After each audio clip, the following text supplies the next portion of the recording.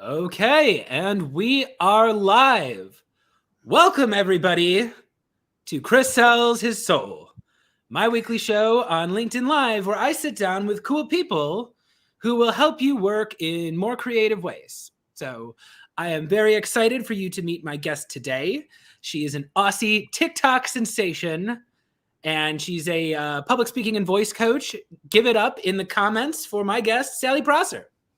Woohoo! Yes, welcome, Sally. Tell the audience who you are and where they can find you online. Oh, Chris, thank you so much for having me on.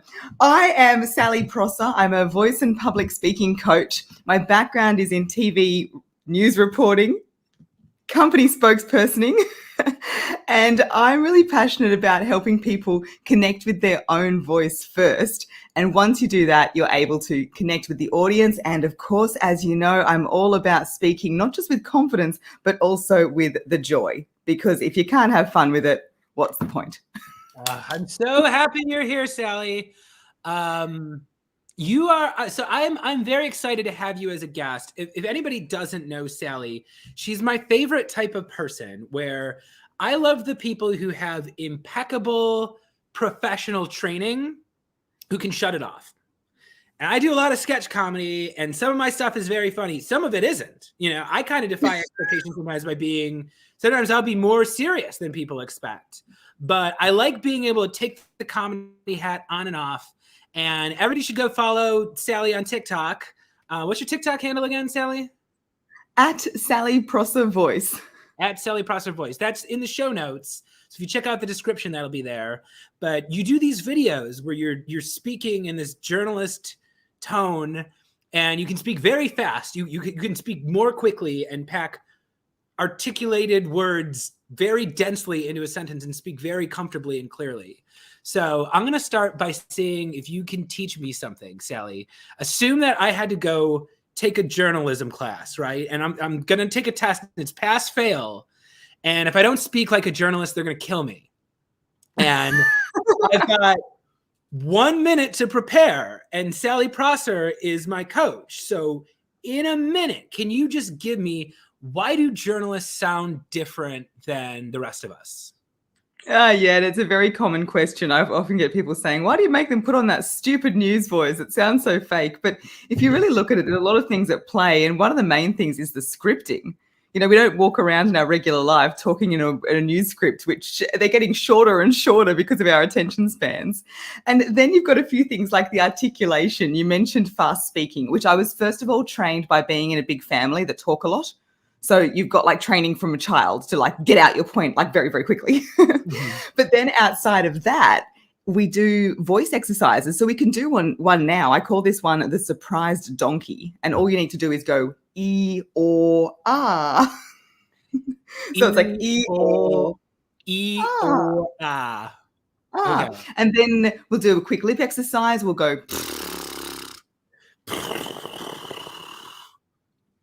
Yep, amazing. Yep. And then, like, you know, like we work on tongue twisters and things like that. So Peter Piper picked a peck of pickled peppers. Peter Piper picked a pack of pickled peppers. Almost. You got it. It's just like the gym. Not that that's a great example for me. I don't go as often as I should, but it's like you just train it. So you're training the speech. So you've got the articulation. Then you've got the tone. So generally journalists will speak with nice, strong resonance coming from their chest. So it's unusual that you get a journalist that speaks up here and says, hello, welcome to the day. You know, it's not stuck up there. It's nice and grounded in the chest. And then the last thing is, this is a bit controversial because you might not think of it, but news reporting is quite monotone. Again, there's a bit of a difference between America and Australia, but generally you don't want to be too up and down because the journalist is supposed to be objective. Again, I say this with depending on the network. Yeah. But because you're not meant to put in that opinion, you keep it quite flat. So I might say to you, a crocodile just jumped out of the river. Right? Like, oh my God. Whereas the journalist would say, a crocodile has jumped out of the river. So they keep it more like on a flat thing. Yeah, that makes sense then. Although in that case, they'd probably just say it like how I did in the first place, because that would be pretty wild. Yeah, I mean, you see that too. They break, and I don't know. I almost think journalists are funny because it's like I understand there's a need for objectivity, but sometimes you're just not, right? And like, yeah, it's funny to see that again when it's something very surprising or very would cause a human reaction. It's fun to see Yeah, that and person be we like, are seeing that more and more, I think, Chris. There's more personalities. I've got a student he's in Darwin where there is actually a crocodile story pretty much every night of the week. And he does things like finishing his piece to camera and then like falling in backyard pools and like he's really bringing the personality to it. So I love that. that's so awesome. Well, I have you here today because you do a lot of stuff on TikTok and you bring your journalistic skills into your TikTok, which I think is super cool. But it's very fun. You have this very kind of larger than life personality. So can you take the audience through like, why did you get on a TikTok? What is it that you're doing on TikTok? And more importantly, what are the things you're doing in TikTok that you could never ever do in journalism? A lot of questions there. Yes. Well, the main thing is you must have the state of the art technology and the equipment. The equipment's very, very important. Oh, I've upgraded with what yes, I that's have. right. Oh my gosh, this is full of blonde hair at the moment. I did have a really, really manky one that I was using, and I had so many comments being like, "That's disgusting." And then after a while, I thought, you know what? They're right. This is pretty gross. So I've upgraded to the new hairbrush. But it's very handy because you can, brush and then go like this. With TikTok, why did I originally get on it? I originally got on it because I saw a little bit of a full-on video by Gary Vee where he was like, get on TikTok. I'm giving you the keys to the kingdom and you're not executing. And I was like a little bit frightened into joining. I thought, all right, okay, I'll give it a go. And there was just something that I thought, oh, this could be good for me.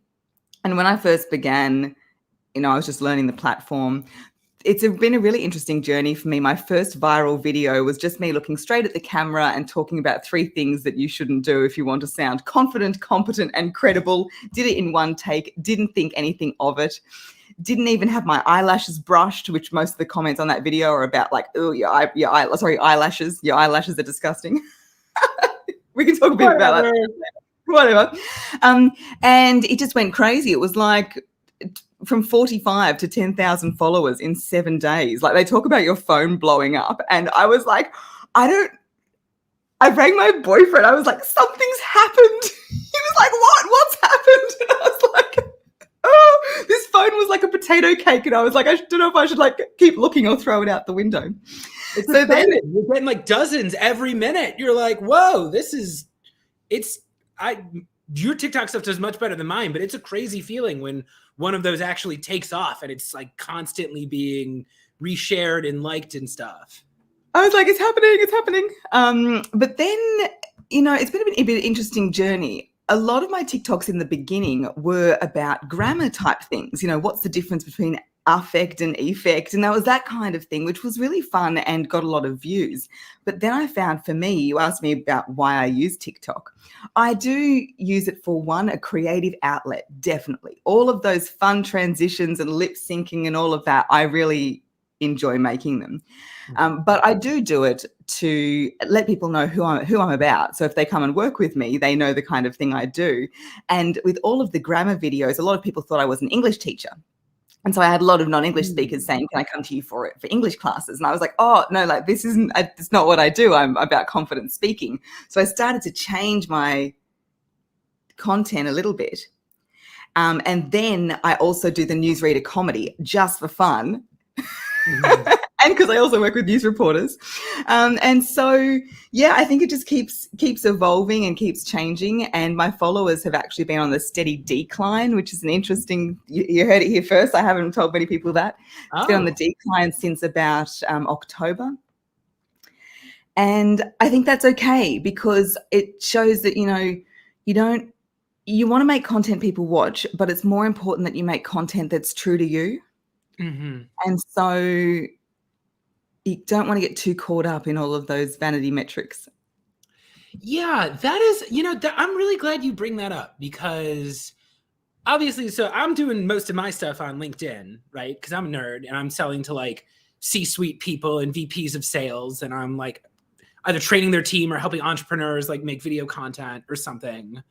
And yeah, I'll see people, they make the posts about like, look how many followers I got off this. Look how many, views I got on this. And like, I'm vain and I'm desperate for attention. So I respect that. I understand that. But objectively looking at myself as a business, some of those posts that really take off, that my highest engagement, got me nothing. Like I had this moment on TikTok where I called my mom and I was like, Mom, I just went viral on TikTok. And she was like, oh, so does that mean they're going to like pay you money now? And I'm like, no. And she's like, oh, well, that's nice. And I was just completely deflated, but it was sobering. And it was like, yeah, you know what? Am I trying to get the biggest following ever? Or am I just trying to like put my stuff out there and like, who cares if it's a smaller audience? They'll get it. So I'm curious how you made yourself okay with that and how you've accepted who your audience is and what you're not going after. Yeah, Chris, you're so right. Like we all love attention. We all love the likes and follows and the comments and things going well for the right reasons. Of course we do. And there was a couple of things that happened. And I guess the first one was, especially in 2020, when it first all sort of started to take off and I was making 3 TikToks a day and I was finding like I was getting up and in my business, it was like, I have to make 3 TikToks a day. But like you were saying, it wasn't necessarily, it's definitely brought in business for me, definitely. But I think it's about working out that balance, because I still bring most of my work in through LinkedIn. You know what I mean? So yeah. It was looking at that, and what was happening is my mood was being dictated by how well my videos were performing. I started noticing this pattern. I was in a better mood when I had something going viral, and I was really deflated when I put all this effort into this great video and I put it out there and no one was watching it. I'm like, why is no one not watching it? And I thought, this is ridiculous. Like I can't, the virality of my videos can't dictate the mood of my life. That's just ridiculous. So then I made that decision and I said, right, so everything I put out on TikTok especially, I have to just like it. I have to say, you know what? I like it. I think it's great. I'm going to put it out and be happy for the content creation process. So you do it for the creating, not necessarily the feedback. And then the next thing that happened, of course, and even one recently, is the haters. Like people, not everyone's going to like you, and you get negative feedback, and who do you think you are? And this woman's so annoying. And, one person photoshopped the poo emoji onto my head and made this video featuring me, calling me Australia's most condescending woman. But I used to be a spokesperson for a sewerage company, so I wasn't really that put off by having the poo emoji on my head. I mean, that was something we almost did intentionally, Yeah, I mean, I've had haters Photoshop me in things, and that is kind of a weird one, though, because it's like, okay, it's one thing to hit the thumbs down button on like Reddit or YouTube or something. Like you went through a pretty decent, like you found a picture of me, you saved it on your computer. Like you put some effort into hating me, and why? And like, I guess I'll just ask you point blank, what the hell is people's problem? Like, what do you think drives people to do that? Exactly. And look, there's a couple of things I'm grateful for. One is my age. Like, so I'm 36, just for transparency, but I kind of think, God, if all this was around when I was a teenager, that would have been a bloody nightmare. Like, I'm grateful that I'm sort of have the self-confidence that comes with age. The next thing is I'm a coach. So I actually have already had experience in coaching people through similar things. Of course, with speaking, one of the main blocks are around people won't like me, the people pleasing, what will people think of me? I want to be accepted. That's people pleasing as well. The perfectionism, it won't be good enough. So we work through that anyway. So it was a matter of taking my own medicine a lot of the time, and being able to be the mirror ball. This has been one of the techniques that's really helped me, is you are in a mirror ball and everybody's comments really is a reflection on them, not on you. And at the end of the day, like, you can't let the opinions of strangers on the internet be taken seriously. Well, and especially I found sometimes they are literally 13 years old. You know, they're like, commenters are literally like, they're just like angsty teenagers. And like, I had a blog once where I was going and retweeting stuff from like 10 years ago, and I found some stuff that was just crazy unhinged lunacy, and I retweeted it as like a joke. And a person, like, I had people reach out to me being like, hey, I was 13 years old when I wrote that. I feel really stupid about it now that I'm an adult, and like, I would not have posted that if I was an adult. And yeah, a lot of the times it's not even like, they're just literally children. Yeah, and that's where you've got to come with compassion, right? You know, like, I think in the beginning of TikTok, I did buy into it a little bit. I did start doing some responses, but then it's like, my gosh, I am going to feel good about myself because I'm out wording and outwitting some 13-year-old child that's clearly just a product of their upbringing. Like, you really got to come at it with compassion for sure. And also, I like what you said about people not like changing their views. I think that's okay. It's totally fine. The first TikTok that I went viral with, I would not post that again. There was one I posted about pronunciation just earlier this month. I probably wouldn't post again because, you know, of all the hate that came in, although it did teach me a lot in a way. But what did it teach you? Well, I did a whole podcast episode actually about it. That Voice podcast, episode 101. I did a whole episode on what I learned out of it.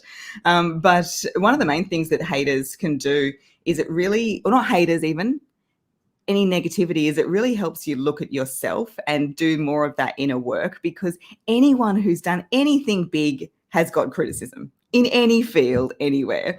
So I think that in a way, if you look at your criticism like a gift, it's a gift because you got to take that on, and the more that you get it and the better that you are with it, the stronger you are as a person, and it gives you that permission to go even bigger.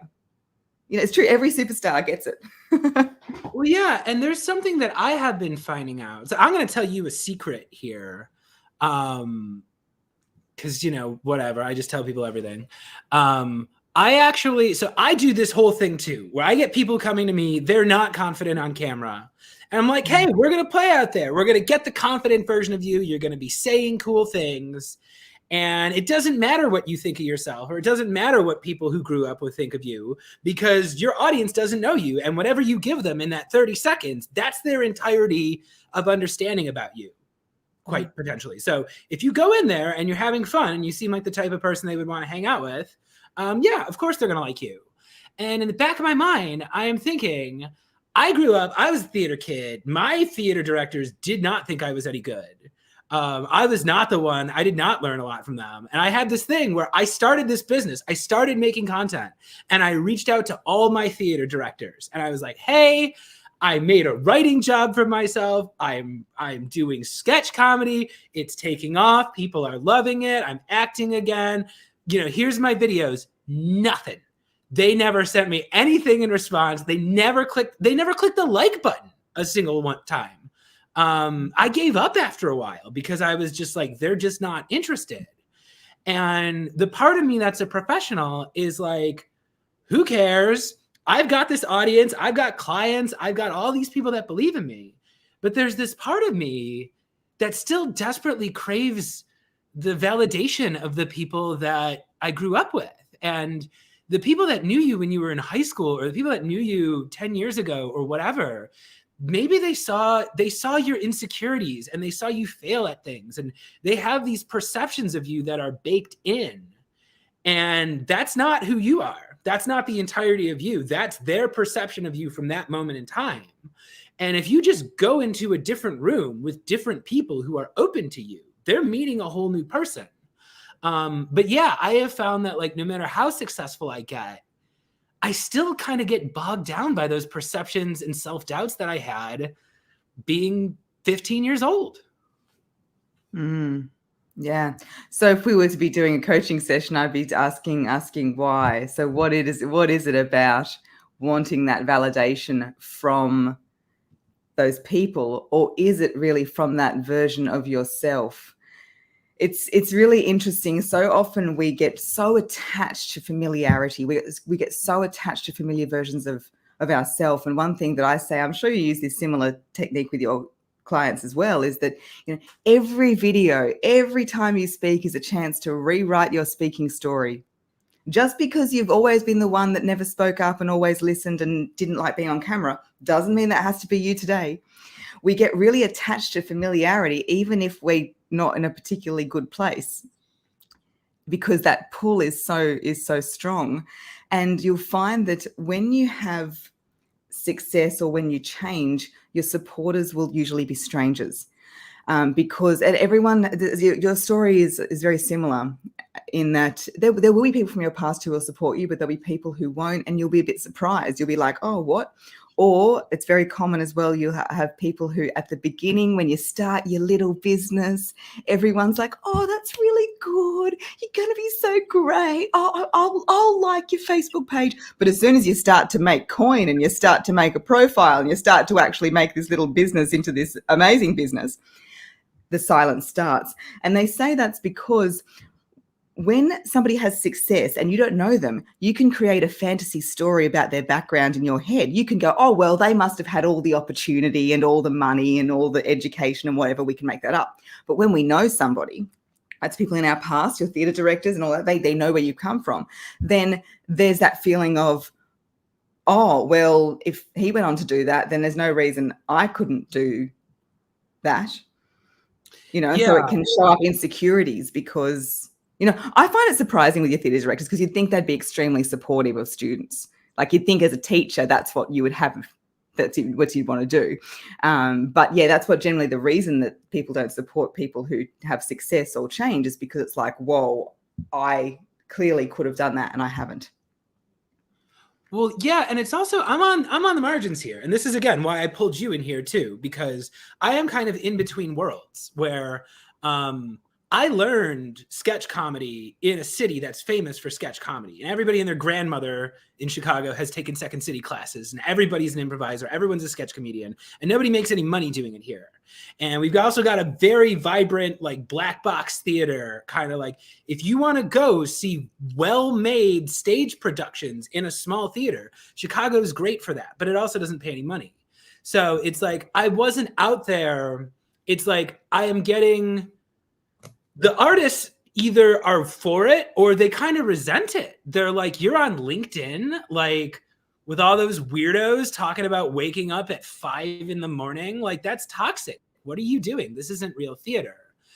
And I'm like, well, I'm acting, you know, like, I'm up here, I'm acting. I played 5 different characters in this video. Like, I'm acting, I'm performing. I'm satisfied with that. I get to write my own stuff and my own characters. Like, that's empowering to me. But the actual actors are like, this isn't acting. And some of the actual business people are like, this is not, you know, whatever this social selling video TikTok thing is, I'm not about it. That's a fad, or that's, you know, whatever. And yeah, you're in this world too, where it's like, you are professionally trained, you have your own business, and you're doing things that are quasi-professional on TikTok. And sometimes people don't get it, or, you know, worse. So yeah, how do you, I guess, how did you find comfort in, like, living in between these two worlds? Or how'd you square that circle and kind of get, you know, it's this amount of professionalism and this amount of, like, I'm Sally and I'm going to go sing into my hairbrush? Yeah, well, I call myself a bit of a social rebel in a way. And I love it when people are like, oh, you know, that's not very professional, because clearly if I wear Love Heart sunglasses, then I must have no idea what I'm talking about.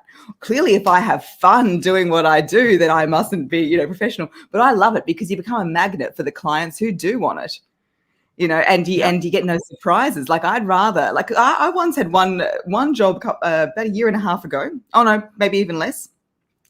And they were a bit surprised. They were like, oh, you're, like, very animated. I'm like, yeah, like, yes. Did you see any of my content before you decided to hire me? Like, this is the point. We want to do that. And we want to be different. Every time somebody is like, oh, that's not this, like that's not acting. Great. Like, I'm glad I'm the only one on LinkedIn doing these acting videos. You've got to own it, you know. And I've always been used to it. So I don't want to have children, and I don't want to get married. And so, like, even those things have been something in my life. I've had a lot of, like, ooh, you must, you know, be an evil cat lady and like all these kind of like weird things. And it's like, I don't know. I just embrace being different. Like if another one of us comes along, then that's when we're in trouble. Yeah, And I try to make myself a copy. No one's gonna. It's gonna be pretty hard to copy Sally Prosser. It's like you want to go out there and sing into your hairbrush, you can, but you kind of you've got your own niche there. And yeah, I'm kind of the same way where it's like, you know what? Sometimes I'm going to be doing sketch characters, and sometimes the scene is going to be like side-splittingly funny. And then sometimes I'm going to go up there and I'm going to talk about insecurity or mental health or therapy or, whatever. And I come from actually a style of theater where it's like you're hyper yourself. I did The Second City, is where I learned the character work, but I also learned this style called neo-futurism, where it's like everybody has to be themselves and you have to tell the truth.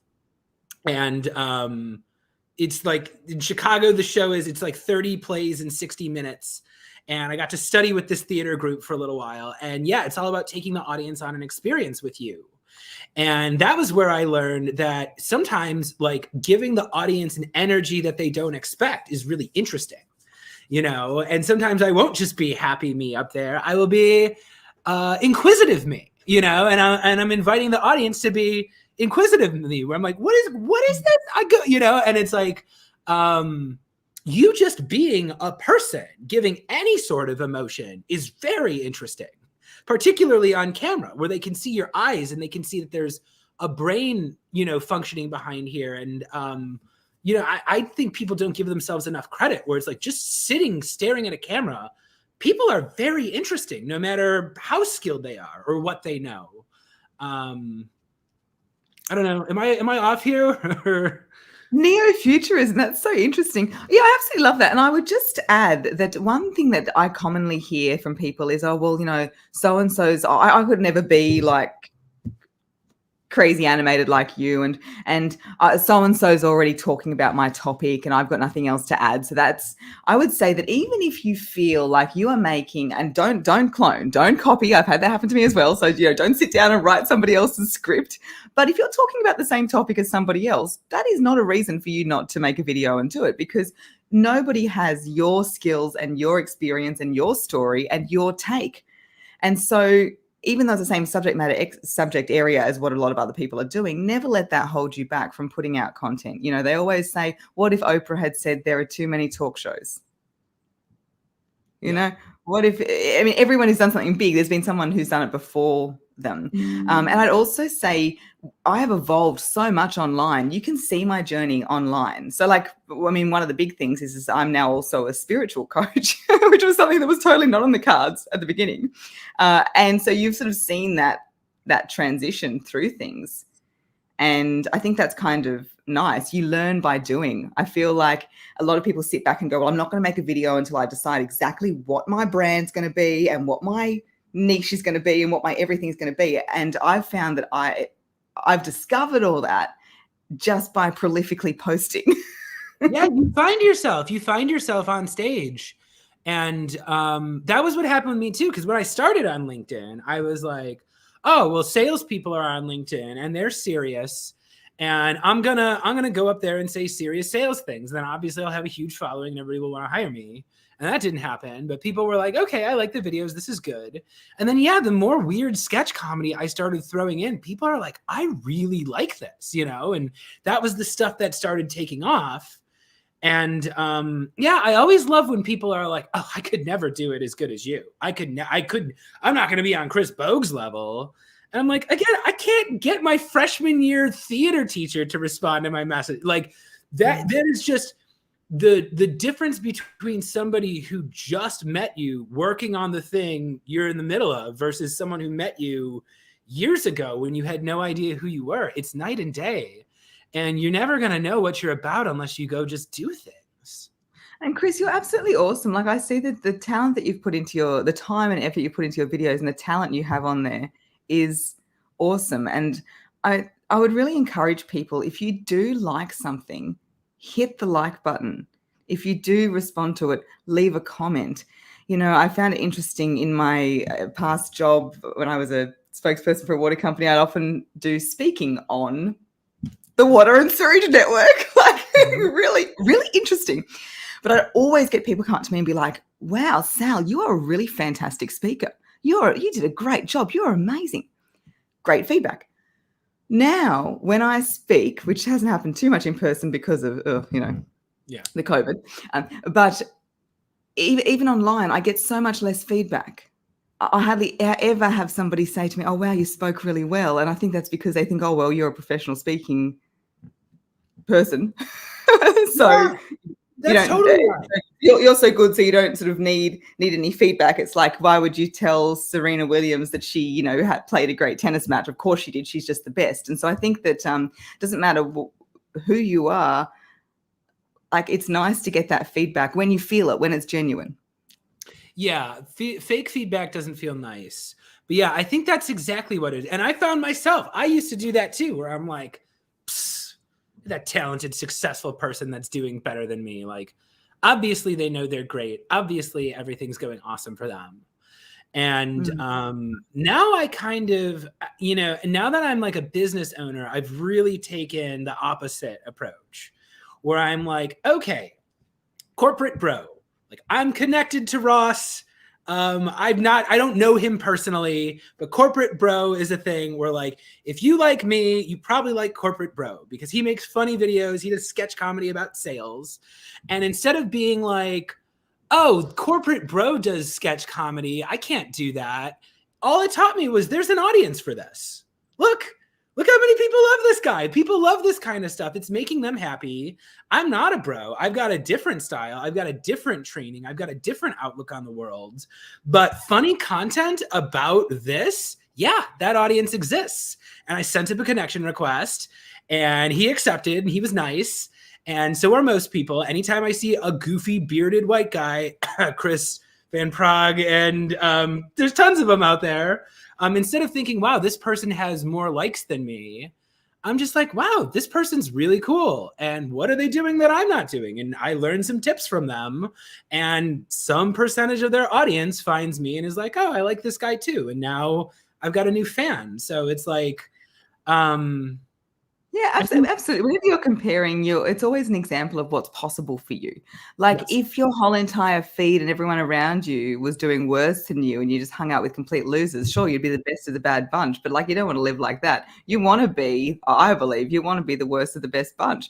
I'm happy that most of my friends and family are like, they're not family, but no, I shouldn't say that. They're all good. Are just doing amazing things. And I see it and I go, wow, that's so awesome. It's possible for me. It's possible for me. It's possible for me.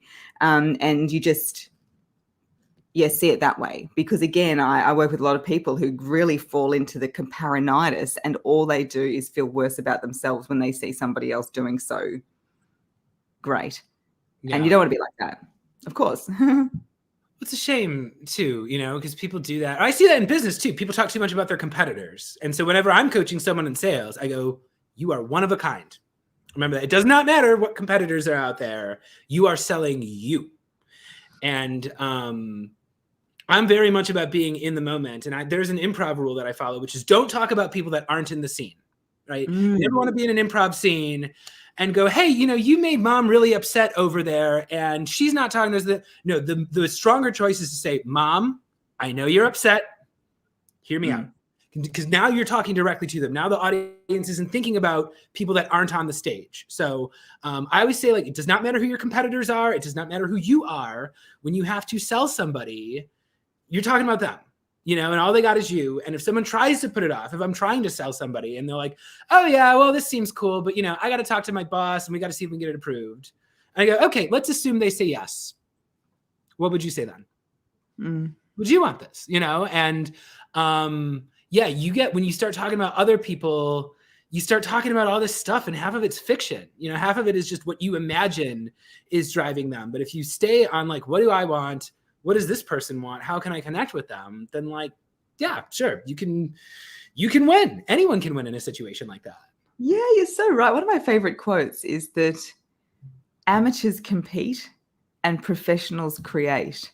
amateurs compete, professionals create, and especially in the service business, which is what we do, it's really about finding that perfect match. When you first start out, of course, I remember when I first started, like I would be like driving across town to have a little coffee meeting with one person to hope they'd sign up for one session. Like I was like all of these things, and you do that, and you have that little bit of desperation. It's like when it's kind of like dating, they can smell the desperation if you're like really wanting it to work. But now I am really about the match. I like having the sales call with people for workshops, for example, because it's more, I want to see whether this is going to be a good fit. And whenever they say things to me like, oh, well, we're talking to other suppliers, I straight away be like, nah, like I'm Sally Prosser.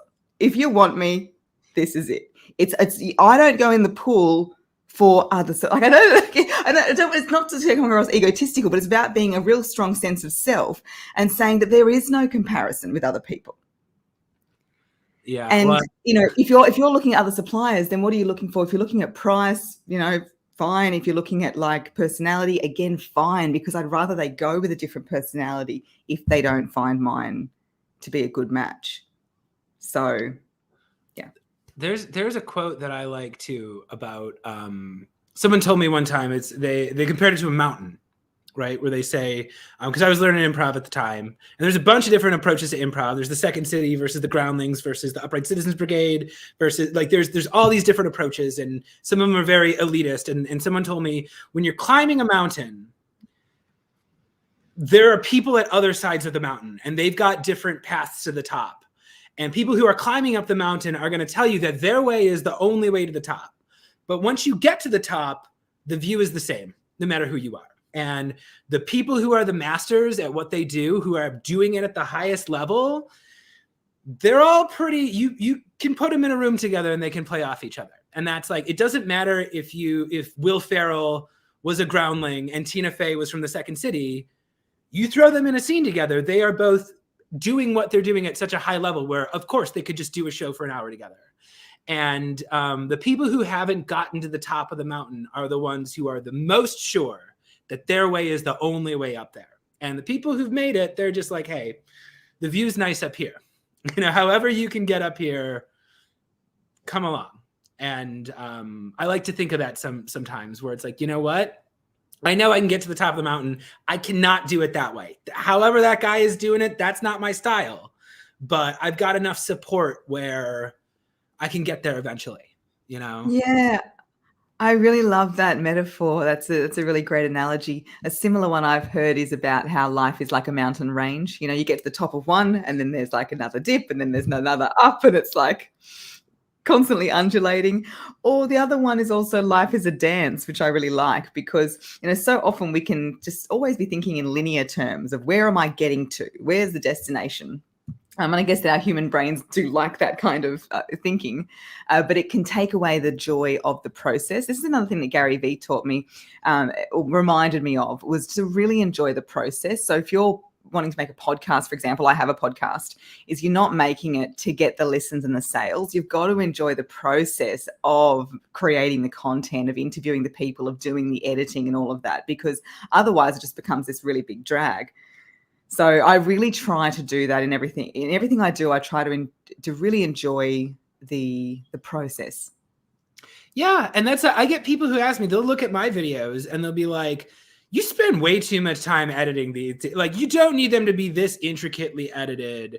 Why do you waste your time doing that? And I'm like, because it's a funny idea. And I needed 3 of me in the camera at the same time. And there's no way to do that other than just like leave the camera there and do your lines and switch costumes and then switch costumes again and then stitch them together.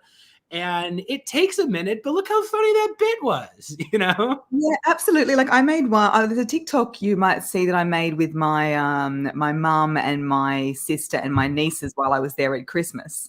And, it was not the world's best video, but it was just such a fun thing to do. And they felt, my nieces felt so happy to be part of a video. And it was just it was a really enjoyable thing to do together. Yeah. And then there's the time where I'm like saying to my boyfriend, can you just hold the camera here? I'm going to have a hairbrush in one hand and a hairdryer in the other. And I'm going to be blowing it up and lip syncing to Celine Dion. Can you just do this? And then I'm like looking at it, I'm like, nah, wrong angle. Like, do it again. Like, it's just such a But humorous you got your vision. You're like, it's gonna be so funny, but for real, just put the camera there and don't move it until I say. The shooting of it is often funnier, well, in my case, than the product. But yeah, I feel like if TikTok got canned tomorrow, which was a real possibility a while ago, and I had to really say, right, I'm going to be okay as a person and my business is going to be okay. The sky is not going to fall in if TikTok gets cancelled. Because, I mean, like, it'd be interesting if we'd be having even this conversation about TikTok in 10, 20 years' time. And so I feel, though, if it did end tomorrow, the biggest disappointment would be I don't think there's another platform that offers the kind of enjoyment that you can get with TikTok. Yeah, well, when people tell me like, oh, I don't understand TikTok, I'm like, imagine if you could, like, if I was a teenager, I would love it because you can turn your life into a music video. So that's one. And I was talking with Julie Hansen last week. She was on the show and we were talking about how in many ways it's kind of like silent film. It's almost like you can get into these ridiculous scenarios and they're very heightened. I almost feel like it's almost kind of like vaudeville, or it's very suggestive. It's a lot of very kind of like naughty, people dancing or people kind of flirting with the camera. There's a lot of music. There's a lot of dance. There's a lot of comedy skits. Sometimes it's poetry. Sometimes it's just observational humor. But it really does feel like you just open your pocket and it's just this little variety show that you scroll through for a couple of minutes. And of course that's fun. And when I'm trying to get people to do video stuff, I'm trying to show them, I'm trying to do it very much like SNL or something like that, where it's got these characters, because like the fun is part of the package, and it's like, okay, it does not matter how many views you got. Are you proud of that? If one person came to your website and they clicked that video, do you feel okay with that? Do you think they would see that? And, would you feel confident about what you did on there? Would you feel good? Would you feel that it was a good representation of you? And if the answer is yes, then I consider it a success, especially if you've got a small business and you don't need that many clients, and you've only got a handful of clients that you need in a month or in a year. It's just making sure, that small audience actually sees it and that it actually does represent what you do. Yeah, I think that, being intentional about posting is something that I could probably do a bit more of. I'm more of the, this seems like a good idea today. I want to make this, which, marketing people would be like, you need to be more intentional. Don't post anything unless you've got, what's your call to action? What's your this? I'm not lying. I've got to work on that. But I would say is if you do want to create content, I imagine a lot of people watching this be similar to us, have their own business and, be looking to use video for their career or their business. I would just say you really want to have that posting to consuming ratio to be healthy. So if you're just doing way more scrolling and looking than you are posting, then that's an issue. If you post all the time and then never look and never engage and never see what's going on, then that's not going to be a good idea either. But I will often catch myself where I'm just like sort of scrolling. I'll be like, oh my gosh, I've just been scrolling. Better post something. So you want to be posting more than you just scrolling. Well, that's the hardest thing too. And we're getting to the end of our time here. If anybody in the comments has a question, feel free to throw it up there. I do want to say the biggest hurdle I run into people is like who want to get on video. They just don't know how to do it. They don't know how to start. And I keep trying to tell them nobody is going to invite you to do this. You just have to do it. So do you have any sort of hacks or techniques or affirmations or something you do that convinces you to do a TikTok today, even if you might not necessarily feel super creative? Things to get into the creative zone. As a rule now, if I really don't feel creative, I won't post. I'll save it for another day. But if you're feeling that every day, then you're never gonna post. So I have a few things, like I'll put some music on. So I usually put a bit of I'm like into country. So I'll put like bit of like country on, and movement, dance around the room, jump up and down, roll your shoulders, and of course those affirmations that are like, you've got this. Your voice deserves to be heard. And remember that you're not forcing your content on anybody. Nobody's going around like forcing earphones in people's ears or forcing eyeballs onto the screen. The people that do watch you, they want to be there. And remind yourself of that. Yeah, it's beautiful. And the audience, they're on your side. Yeah, they're on your side. Absolutely. We approach it with pronoia, not paranoia. So the paranoia is they're going to hate me. No one's going to watch it. I'm going to get hate comments. I'm not going to get any likes. My boss is going to see it and I'm going to get fired. I'm going to lose all my clients. You just live out this catastrophe. Whereas if you go with it with pronoia is it's going to be great. People are going to love it. People are going to be really interested. It's going to help a lot of people. I'm sharing value. I'm going to add a smile to someone's day. This is going to be the highlight of their day. Watching this video is going to be the highlight of someone's day, and it's going to make them feel better than before they watched it. So you go in with pronoia, and it just changes the whole mood of it. I like that. Yeah. So someone asked me, it was a good question I heard yesterday. They said, are you making excuses to do it, or are you making excuses not to do it? You should be making excuses to do it. No, I really need to make a video because I know they think this is funny and this is a good idea, whatever.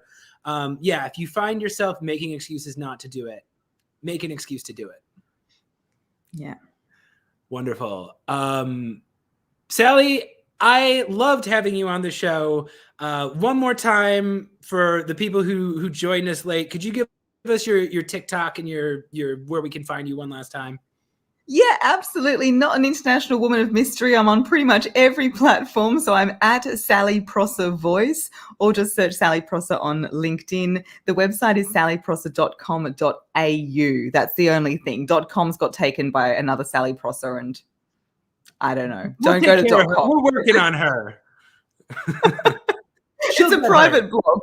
But yeah, you'll find remember the .au, and I would really, really love to hear from you. I do a lot of these type of videos, and I always say just like jump into my DMs just to say hi. And as we were saying earlier, often I'll get like nobody who does it. So if you're watching this, yeah, just try to come in and say hi. She's wonderful, so wonderful that she probably doesn't hear it enough. Any person who is wonderfully talented, nobody tells them that they're talented. I'm not lying about that. So find Sally, tell her she's great because she is. And if you have questions about public speaking or TikTok or anything, she is just an absolute joy to be connected with. So Sally Prosser, once again, thank you for joining the show. Thank you.